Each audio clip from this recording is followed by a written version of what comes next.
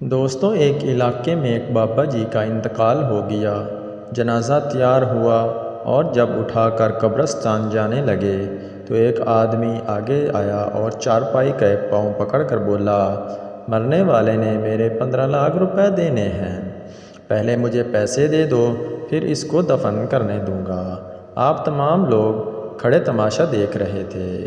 بیٹوں نے کہا، مرنے والے نے ہمیں کوئی تو ایسی بات نہیں بتائی کہ وہ مقروض ہے، اس لیے ہمیں پیسے نہیں دے سکتے۔ مرنے والے کے بھائیوں نے کہا، جب بیٹے ذمہ داری نہیں لیتے تو ہم کیوں دیں؟ اب سارے کھڑے ہیں اور اس نے چارپائی پکڑی ہوئی ہے۔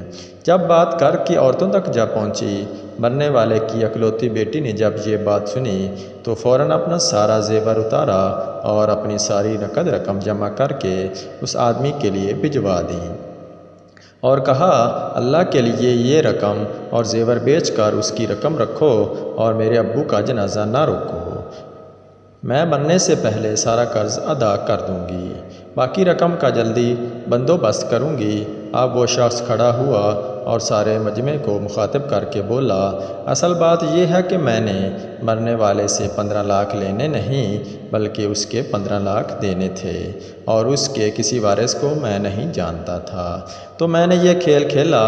اب مجھے پتہ چل چکا ہے کہ اس کے وارث ایک بیٹی ہے اور اس کا کوئی بیٹا اور کوئی بھائی نہیں۔ اب بھائی منہ اٹھا کر اس سے دیکھ رہے تھے اور بیٹے بھی۔